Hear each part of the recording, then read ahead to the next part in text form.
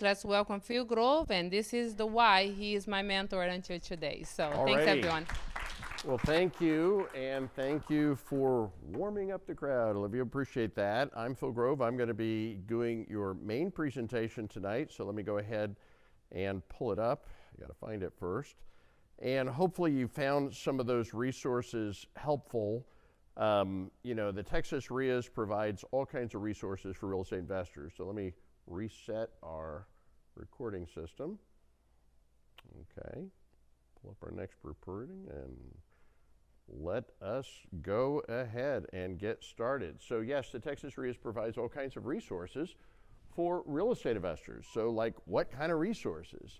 Well, training and market data, power teams. So earlier you're seeing little pop-ups for power teams. We have everything you need. You need money, we got money. Need deals, you need deals, we got deals. You need tools, everybody needs tools, we have tools. Investment opportunities, we have investment opportunities. You build a power team, we got the whole power team. Everything you need in one place. And that's why if there's even the slightest interest in real estate, the very first place you go is to your local real estate investor association, because that's how you get plugged in to local real estate investors. This association has over 150,000 members, participants, and attendees going back to 2003. And like I said, we provide a lot of resources to real estate investors, and one of the resources we provide is market data. And that's kind of what we're going to start off with tonight. We're going to talk about what's going on. So, what's going on in the market? What would you say the biggest story is when it comes to real estate over the last couple of years? What's changed? Interest rates. So interest rates have changed. What happened to interest rates? They went up. Oh, they changed. They went up. Okay, so now they're different than they were before. Got it. So what do you think? I'm going to do some opinions of the audience. Now, when I ask for your opinion, I want everybody to vote, but there's no right or wrong answer. Opinions cannot be wrong. So I'm going to give you two choices, high or low. So what do you think? Do you think interest rates are high or low? Who thinks interest rates are high right now? Raise your hand if you think interest rates are high right now. Who thinks interest rates are low right now? Low right now. Okay, we got a lot of highs, maybe kind of half a no. Okay, my opinion is they are normal right now. Okay, that's my opinion. I've been investing since 2003. I own a lot of houses in Texas, for example. If I got about $30 million worth of rental properties, most of them have a mortgage between 6.5% and 7.5%, which by all historical measures are normal. Now, a few years ago, you could get a mortgage of 3%. That's not normal. Okay, before that, when was the prior time that you get a mortgage at 3%? Anybody know? The 50s? No. In your grandparents' lifetime? No. In your great-grandparents' lifetime? No. In your great-great-great-great-great-great-grandparents' lifetime? No. Never. The answer is never. Never before in the history of the universe could you get 3% mortgages. When do you think it's going to come back? Anybody want to guess? If I'm guessing never. I don't know. We don't know. Nobody can predict the future. But I'm thinking what would have to happen to make that happen again. You're going to be more worried about getting bullets for your AK-47 to fight off the zombies than you are going to be worried about interest rates, okay? I doubt it's ever going to happen again in your lifetime, your kids, or your grandkids' lifetime. But who knows? We don't know. Now, personally, I like it when things are normal. I like normal. Because when things are abnormal, that to me, that's scary. That's scary. I'll give you an example. I do residential, I do commercial. I do both. I love both. We're going to talk about both.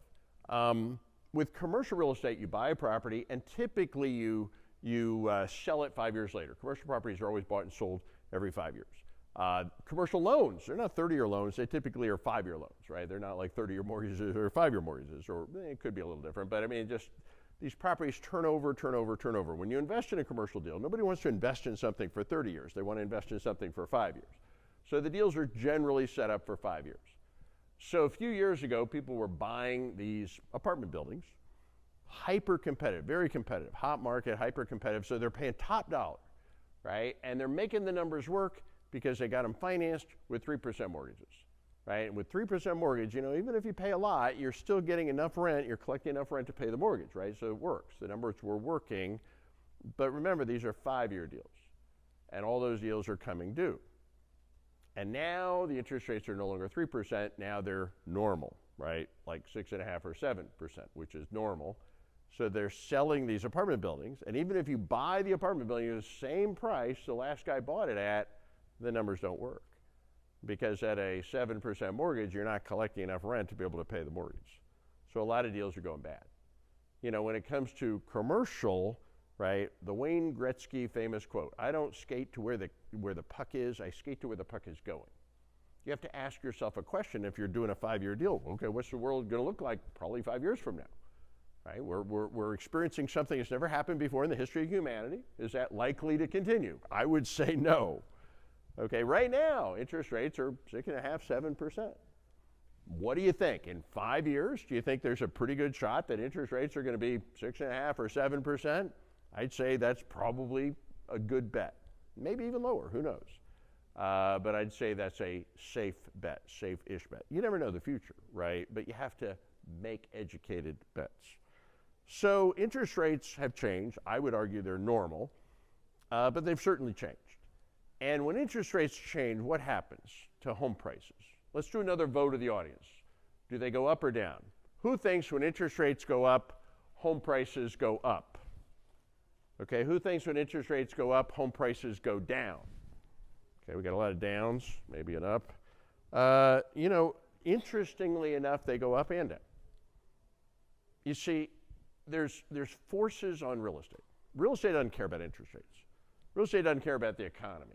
Real estate doesn't care about the stock market. Real estate cares about two things, supply and demand. That's all. It's the purest thing in the world, supply and demand. Only in as much as interest rates affect supply and demand do they affect prices. Now, certainly, when interest rates go up, homes are less affordable. When you get a mortgage, the mortgage payment is higher, right? So they're less affordable. When they're less affordable, fewer people can afford them, so there's less people buying them. So their demand goes down. And when the demand goes down, yeah, that makes the prices go down. But there's some other things that are counteracting those things. Like what? Well, why did they raise interest rates? To fight what? Inflation, right? Inflation. You know, I hear all this stuff about inflation. And whenever they talk about inflation, they always talk about like it's this bad thing. Inflation is bad. We got to whip inflation, stop inflation, get inflation under control. We got to do this is a bad thing, inflation. I disagree. Personally, I love inflation. I adore inflation. I just have another name for it. You know what I call it? I call it appreciation. Yeah, same thing, guys. Because when the money becomes worth less, what does that mean? That means what becomes worth more? Everything else that you buy with the money. That's the whole point, right? Money is worth less because everything else is worth more. So, for example, where do you want your wealth? Where do you want your money when there's inflation? In physical stuff. Things like real estate, things like gold, assets. Assets go up, right, when there's inflation. Well, so if you had $30 million worth of houses and you have inflation, you're like, woo, you know, it's a good thing. How many of you have owned a house over the last 3 years? Who's owned a house for the last 3 years? Congratulations, nice. You're a lot wealthier than you were 3 years ago. Congratulations. What if you had 20? What if you had 200 of them? What if you had 500 of them? Don't you wish you had bought 500 3 years ago? That would have been nice, right? Well, you know, you didn't. But going forward, what if you bought 20? What if you bought 100? You know, do another vote of the audience. Who thinks houses are kind of expensive right now? Raise your hand if you think houses are kind of expensive right now. Who thinks houses are cheap right now? Okay, there's only two choices, so it's like one or two. Who thinks houses are kind of expensive right now? Raise your hand if you think they're kind of expensive right now. Who thinks houses are kind of cheap right now? Okay, here's my opinion. They are dirt freaking cheap. I can't believe they are practically giving these houses away. Oh my gosh, these houses, I can't believe how cheap they are. And if you don't believe me, I'm going to have you ask somebody that I know that you trust. I want you to ask somebody that I know that you implicitly trust what their opinion is. Okay, and I know you're going to trust this person. So when they tell you, right, houses are incredibly cheap right now, I know you're going to trust them. Okay, so here's who I want you to talk to. I want you to talk to future you. I want you to have a conversation right now in the back of your head with you 20 years from now and say, what do you think about real estate prices back in 2024. And do you know what future you is going to say to you? Oh my God, do you realize you could have bought houses in San Antonio for less than $2 million a piece? Why didn't you buy them all? Because whatever you think about prices right now, okay, compared to 20 years ago. 20 years ago, I did something really smart. I bought a whole bunch of houses. And I spent a fortune for them because I thought they were expensive. So I was buying them for $110,000, $120,000. Sometimes I paid $150,000 for a house. I couldn't believe it. $150,000 for one freaking house? Most of them are in Austin. Okay, today those houses are worth $500,000, $800,000. Some of them are worth more than $1 million. Right? And some people think, oh, that's so expensive. Well, 20 years ago, I thought, that's so expensive. 20 years from now, I'm going to look at what they're going on now. I'm going to say, I can't believe. You know what my biggest regret is? My biggest regret, I didn't buy more because I thought they were expensive. If I could only go back. You can't go back. When's the best time to plant a tree? 20 years ago. When's the second best time to plant a tree? Yeah, that would be now. That would be now. We have a show. Olivia actually is the host of the show. She interviews people in this network and that are typically now millionaires, multimillionaires. Every week we interview somebody, and so like every week we can point to somebody in this network that's typically a millionaire, multimillionaire just from being part of this network, so that's kind of impressive. And she always asks the same question, and she always gets the same question, with the same answer. It's like, what's your biggest regret as a real estate investor? You're a millionaire real estate investor, what's your single biggest regret? And every single one, without exception, answers the exact same way. I wish I, what do you think, guys? Started sooner. I wish I started sooner. Every single one of them. Me too. Same thing. Me too. So yeah, interest rates reduce demand, but inflation, right, makes things more expensive. Some other things going on. Back in 2002, 3, 4, 5, 6, 7, right, the banks came up with this brilliant idea. They called it subprime lending. Instead of having to have a job, credit, income to get a loan, you had to fog a mirror held under your nose to get a loan. That was the loan application process. 2008, all the banks went bankrupt. Surprise, surprise. Lending came to a halt. So 2002, 3, 4, 5, 6, 7, anybody and everybody could get a loan. Money was easy, free and easy. Everybody got money. And builders built houses out over the horizon in every direction as far as the eye could see. And what did they do with all that inventory? With all those houses, they gave everybody a loan. Anybody, they could fog a mirror held under your nose, got a loan. So they're building bazillions of houses and giving out bazillions of loans, and in 2008, crash. Lending came to a stop. The banks went bankrupt. Surprise, surprise. Well, they were too big to fail, so we bailed them out, but they stopped lending. Lending was like a train that hit a wall, just stopped. You had all that supply and no more demand. And then what happened in the market? Crash, crash. Now, eventually, the banks got back into the business of lending money to people. But now, all these years later, today, what do you have to do to get a loan? What do you have to do to get a loan? Turn over your firstborn, for starts, yeah. Fill out a 1,900-page application, right? Submit some blood samples. A lot. You have to do a lot. Money got cheap. It did get cheap, but it never got easy. It never got easy. And because it never got easy, guess what? We haven't been building enough houses. And I don't know if you know this or not, but we are in the middle of a national housing shortage. Who's heard of this? Yeah, some of you heard of this. We actually have 6 million fewer houses than we need for all the people that need a place to live. And when there's a shortage of supply, what does that do to prices? Pushes them up. There's another funny thing going on in the market. What else is going on in the market?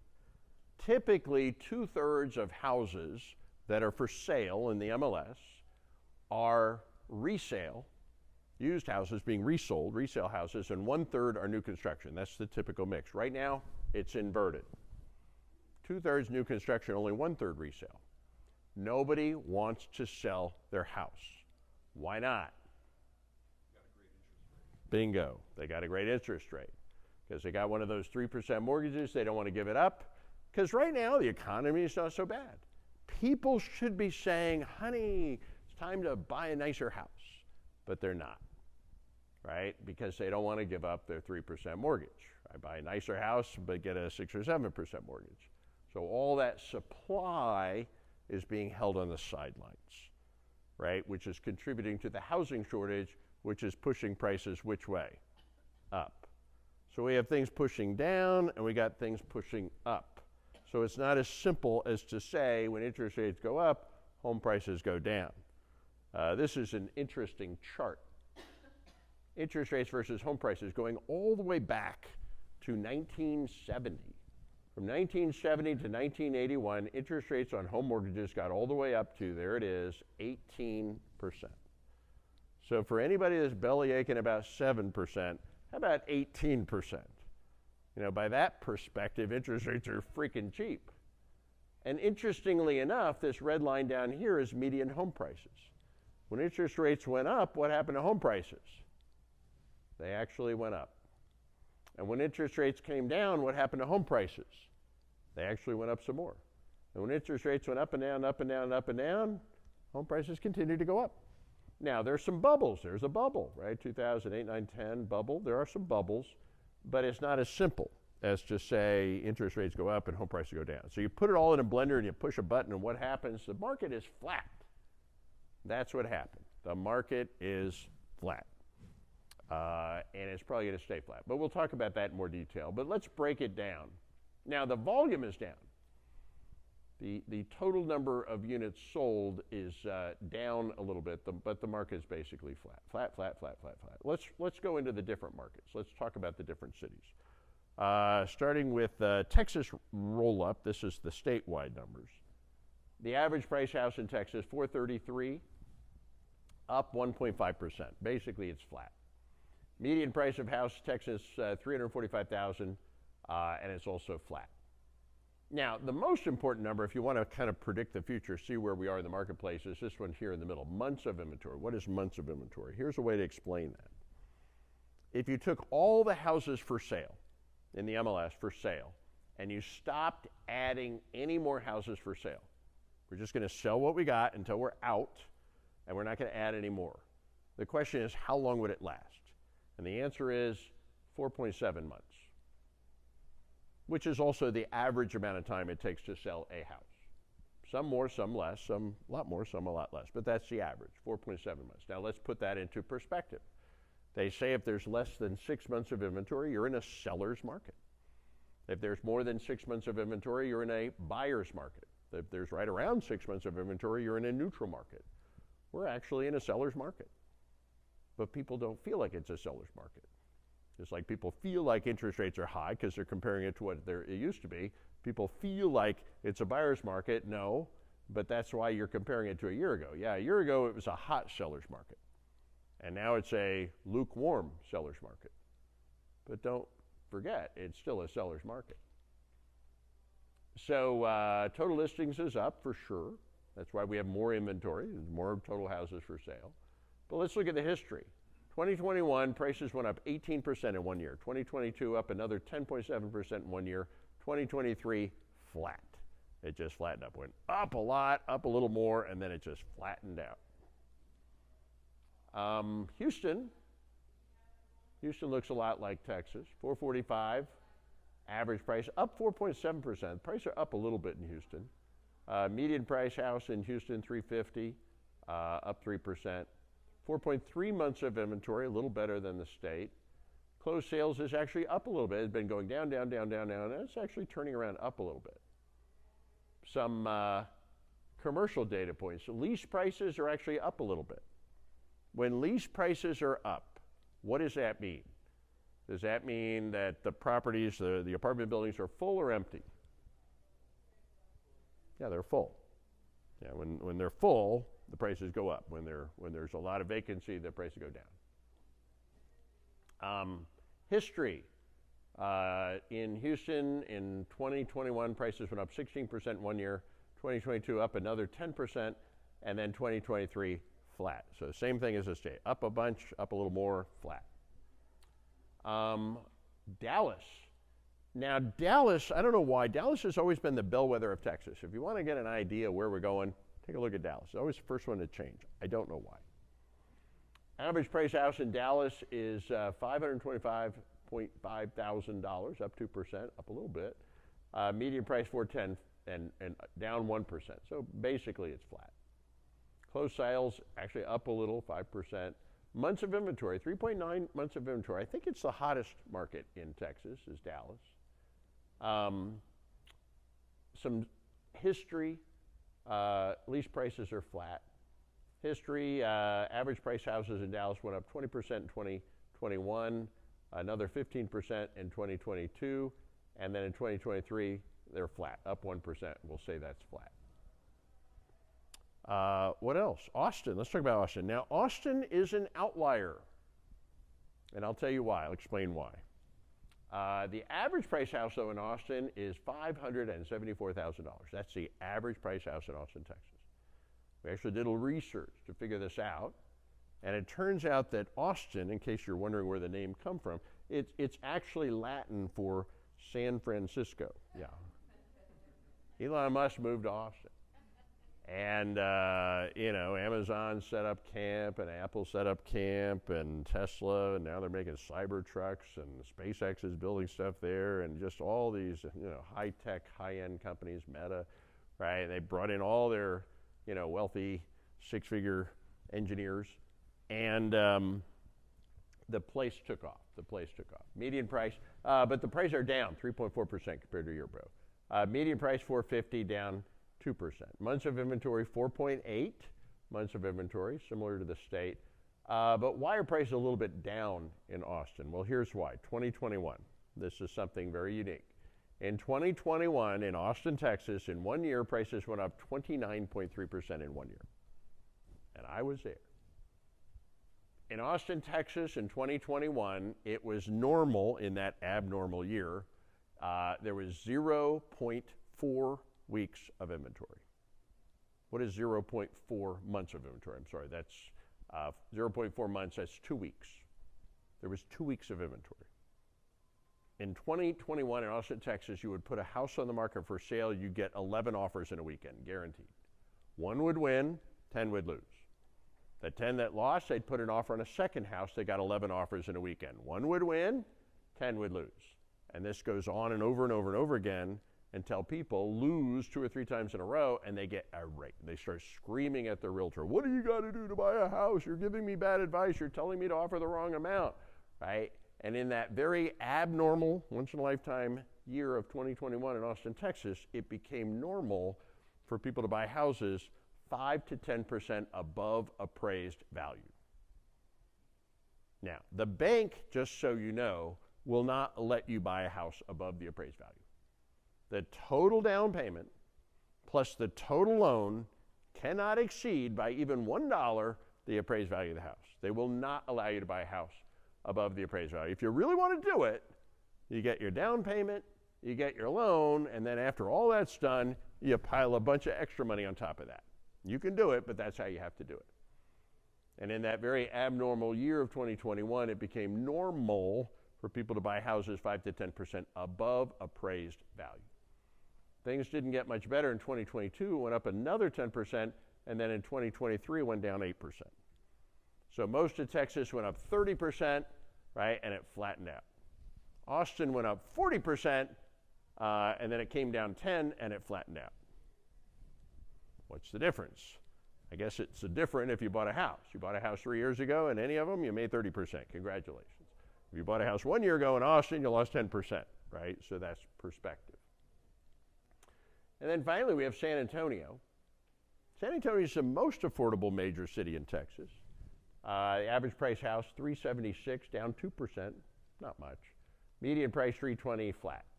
Months of inventory, 5.3 months of inventory. It's the slowest market in Texas. But it's still a seller's market, still a pretty good market. Average price house, San Antonio, 16% in 2021. Prices went up 12% in 2022. In 2023, they basically flattened out. So where are we going? Well, let's talk about this. What's driving the market? And I do want to issue a disclaimer here. We're not here to sell you something or to try to persuade you of some opinion. There's a lot of groups out there that do market forecasts, and usually they have an agenda. Like the National Board of Realtors, every year they're going to tell you the prices are going to go up, right? And sometimes they're right and sometimes they're wrong, okay? We've been doing market forecasts. All of this data comes from the Texas A&M School of Real Estate and a number of other online sources. I'll give you the sources. When we think the market's going to go down, we say we think the market's going to go down. We think it's going to go up. We say we think the market's going to go up. When it's going to go sideways, we think it's going to go sideways. And we have strategies for all of these things. We can make money in up markets, down markets, sideways markets, but you do need to be a student of the market. So what's driving the market? Well, let's talk about some of the market drivers. The economy is not bad, right? The economy is growing. Real estate doesn't care about the economy, but you know, when the economy is doing pretty good, people feel a little better, a little more likely to buy real estate. Consumer confidence. Consumer confidence is measured on a 0 to 200 scale. If people score it more than 100, they're confident, under 100, and they're scared. Right now, they score it right in the middle, 103, just over the middle. So people are not unconfident. Unemployment's solid. We got good jobs here in Texas. People have jobs. Again, real estate doesn't really care about employment, but when people have jobs, they're a little more likely to buy real estate. Job growth is solid. We got great jobs here in Texas. People have work. They're employed, and we keep creating more jobs, so it's very solid. Stock market. Now, again, real estate doesn't really care about the stock market, but when people look at their 401k, and it's gone up in the last year, they're like, oh, I'm wealthier. And when people feel wealthier, right, they're a little more likely to invest in real estate. Last year was a great year for the stock market. This year's been okay, kind of flat. Interest rates. Now this one is certainly pushing prices down. So all these things are pushing prices up a little bit. This one's certainly pushing prices down. Yeah, interest rates have gone up. Houses are less affordable. That's reducing the demand for sure. House price trajectory is flat, not really up or down, flat. Closed sales trajectory down a little bit, but it's kind of flat to down a little bit. Pending sales also flat, so those aren't really pushing things up or down. Active listings flat, right? A lot of flat. Months of inventory, we're less than 6 months of inventory. We're still in a seller's market, 4.7 months, not bad. Housing permits trajectory. Are we building? We are building, but we're barely keeping up with demand. Which gets us to our next bullet. And you know, this should be like a triple size bullet. Not all these bullets are the same impact. This is the big one. This is one of the big ones. Migration. What is migration? Migration is the ratio of people moving in versus people moving out. In other words, it's population growth.